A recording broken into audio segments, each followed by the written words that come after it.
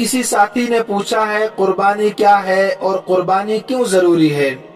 میرے بھائیوں، قرآن کریم کی روح سے قربانی اسلامی شعائر نشانیوں میں سے ایک بڑی نشانی ہے، جس کے ذریعے اسلام کی شان و شوکت ظاہر ہوتی ہے۔ دراصل یہ حضرت ابراہیم علیہ السلام کی ایک سنت ہے، لیکن درمیان کے زمانوں میں یہ سنت چھوٹ گئی تھی، اس پر عمل نہیں تھا۔ پھر حضور صلی اللہ علیہ وسلم نے اس سنت کو زندہ فرمایا۔ حضور صلی اللہ علیہ وسلم عید کے موقع پر 2 جانور ذبح کرتے تھے، 2 دمبے ذبح فرماتے تھے، ایک اپنی طرف سے اور ایک اپنی امت کی طرف سے۔ میرے بھائیوں، ابراہیم علیہ السلام تنہا اکیلے ایسے نبی ہے جن کو یہودی بھی مانتے ہیں، عیسائی بھی مانتے ہیں، اور مسلمان تو الحمدللہ سارے نبیوں کے مانتے ہیں، تمام انبیاء کے قائل ہے، لیکن حضور صلی اللہ علیہ وسلم کو آخری نبی مانتے ہیں۔ پھر یہودی صرف موسیٰ علیہ السلام کو مانتے ہیں، عیسیٰ علیہ السلام کا انکار کرتے ہیں، عیسائی صرف عیسیٰ علیہ السلام کو مانتے ہیں اور آخری نبی محمد رسول اللہ صلی اللہ علیہ وسلم کا انکار کرتے ہیں۔ اگر ہم قرآن کریم کا مطالعہ کریں تو اللہ رب العزت نے ابراہیم علیہ السلام کا تذکرہ کئی مقامات پر کیا ہے، ان سب کا تذکرہ کرنا بڑا مشکل ہے، اس وقت مکمل ہو چکا ہے۔ ایک جگہ پر اللہ رب العزت نے ارشاد فرمایا، ان ابراہیم لحلیم اواہ منیب، بے شک ابراہیم علیہ السلام بڑے حلیم، بردبار اور نرم دل انسان تھے، ہر حال میں ہماری طرف رجوع کرتے تھے، پریشانی میں، مشکلات میں، غم میں، خوشی میں، ہر حال میں ہماری طرف رجوع کرتے تھے۔ اور ابراہیم کا ایک معنی ہے مہربان باپ، شفیق باپ، محبت کرنے والا باپ۔ اللہ رب العزت نے ابراہیم علیہ السلام کو بڑے امتحانات میں مبتلا کیا، بڑی بڑی آزمائشوں میں مبتلا کیا، لیکن ان سب میں بڑی آزمائش، بڑا امتحان جو تھا وہ بیٹے کی قربانی مانگنا تھا، اپنے بیٹے کی قربانی۔ لیکن اس میں بھی ابراہیم علیہ السلام کھرے اترے، مکمل امتحان میں پاس ہو گئے۔ اللہ رب العزت نے ارشاد فرمایا، وَإِذِ ابْتَلَىٰ إِبْرَاهِيمَ رَبُّهُ بِكَلِمَاتٍ فَأَتَمَّهُنَّ، اس وقت کو یاد کیجئے جب ابراہیم علیہ السلام کو اس کے رب نے کئی باتوں میں آزمایا، چند باتوں میں آزمایا، تو ان سب میں پورے اترے، اعلیٰ نمرات سے کامیاب ہو گئے۔ میرے بھائیوں، اللہ رب العزت نے ابراہیم علیہ السلام سے اپنے بیٹے کی قربانی مانگی اور وہ اس میں بھی کامیاب ہو گئے تھے۔ اور اللہ رب العزت ہم سے اپنی جان کی، اپنے بیٹے کی قربانی نہیں مانگتے ہیں، صرف اس انسان سے جو صاحب نصاب ہے، صاحب حیثیت ہے، قربانی کر سکتا ہے، اس سے اللہ رب العزت مال مانگتے ہیں، ایک جانور کی قربانی مانگتے ہیں۔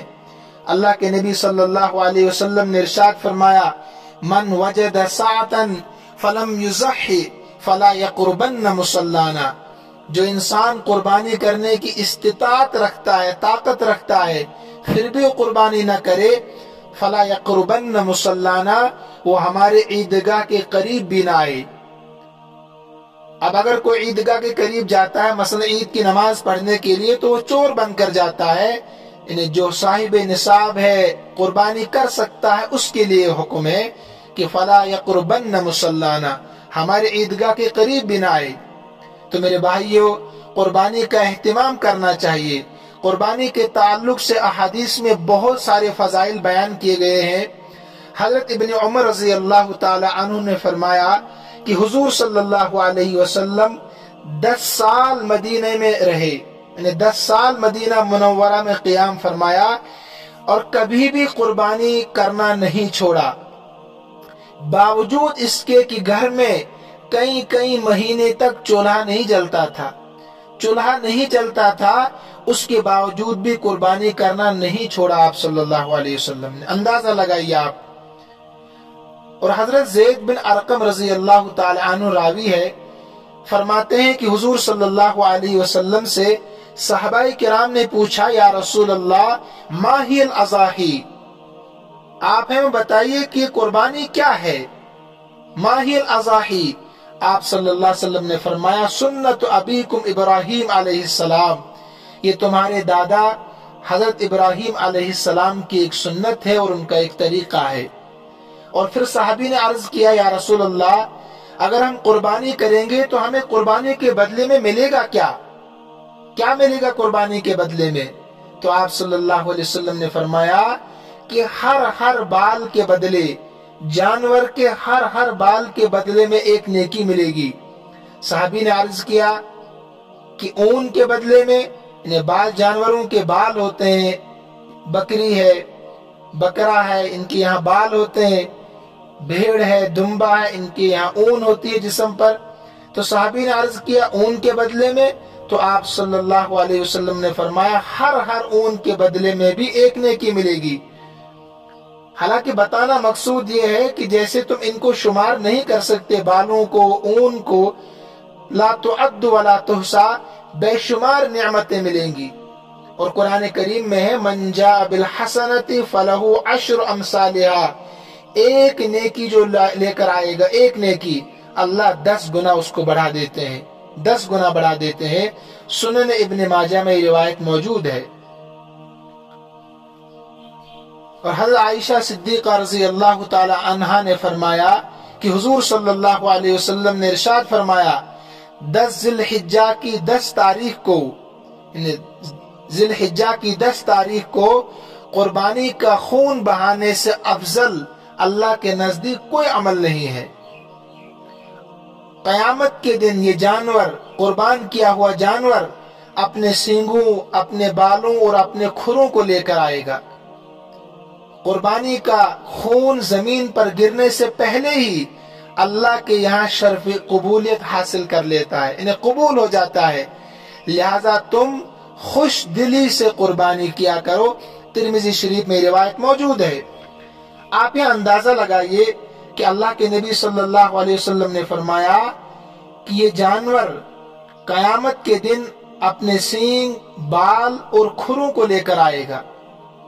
حضور صلی اللہ علیہ وسلم نے گوشت کا تذکرہ نہیں فرمایا۔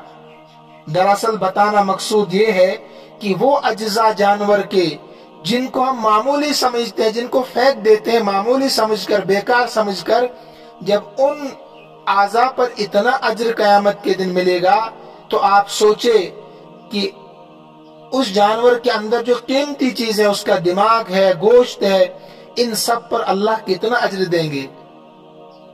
تو میرے بھائیوں، قربانی کا اہتمام کرنا چاہیے، اس کو معمولی سمجھ کر نہیں چھوڑنا چاہیے۔ اللہ رب العزت مجھے بھی اور آپ سب کو بھی عمل کرنے کی توفیق عطا فرمائے۔